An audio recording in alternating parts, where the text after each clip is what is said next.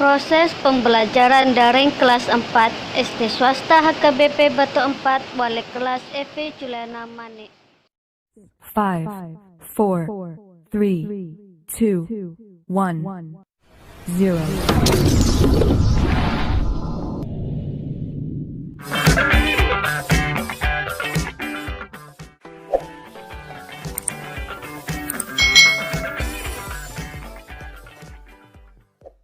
Hari ini kita akan belajar bersama-sama lagi untuk mata pelajaran tematik kelas 4.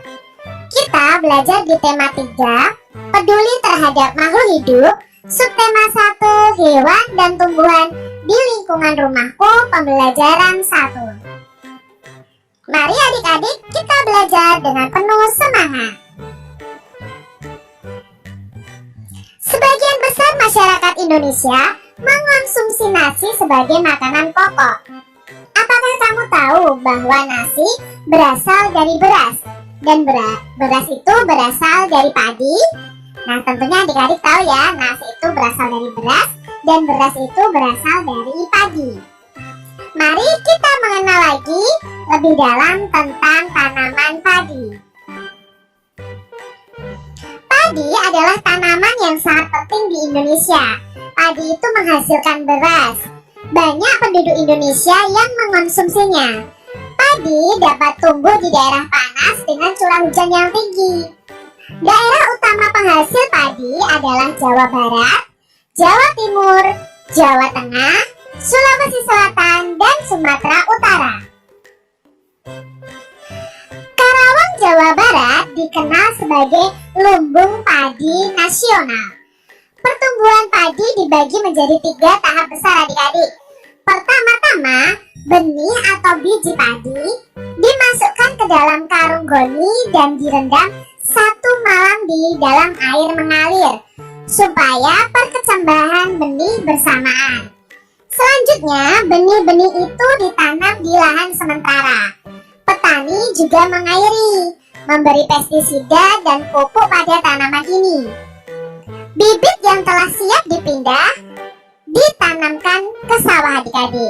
Biji atau benih tadi akan tumbuh berkecambah hingga muncul ke permukaan.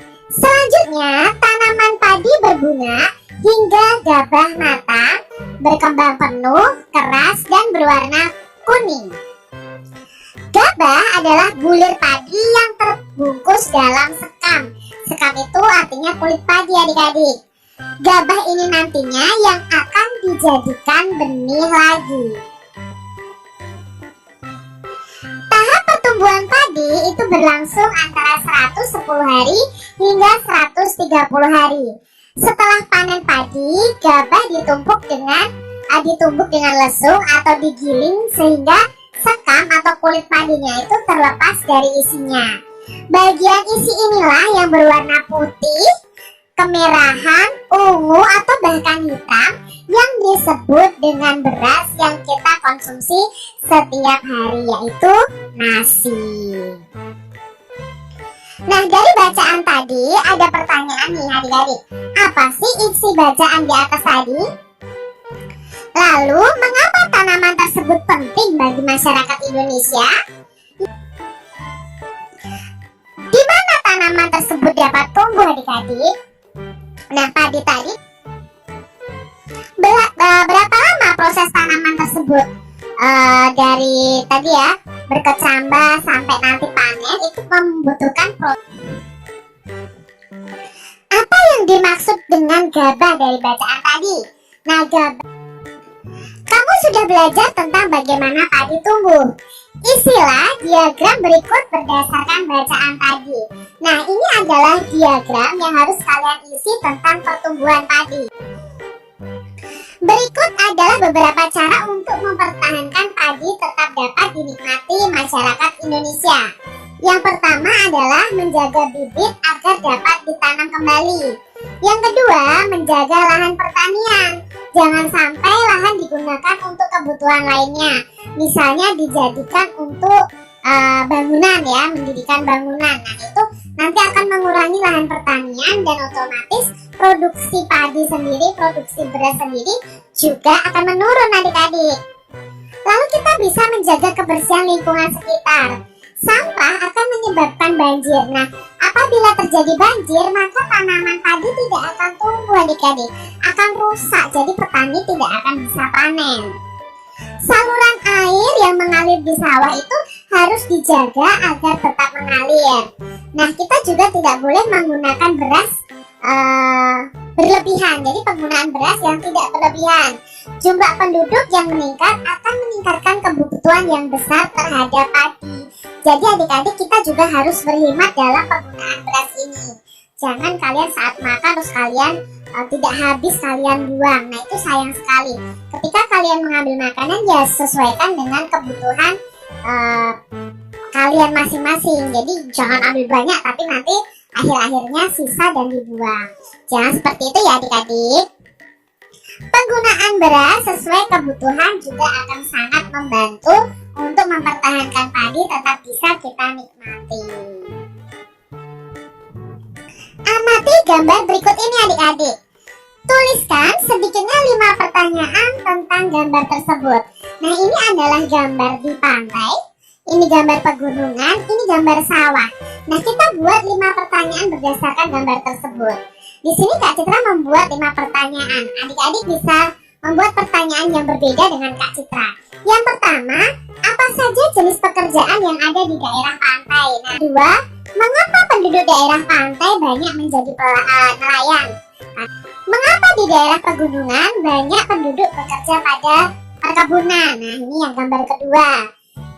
Apa saja pekerjaan yang dilakukan penduduk di daerah pegunungan? Nah, untuk yang kelima, mengapa di dataran rendah banyak terdapat lahan persawahan? Nah, ini. Tulis perbedaan yang kamu temukan dari ketiga tempat tersebut. Nah, bacalah teks berikut dan isilah tabelnya. Kita akan baca dulu bahwa dataran sendiri dibagi menjadi pantai, dataran tinggi, dan dataran rendah. Pantai adalah daerah yang berbatasan langsung dengan laut.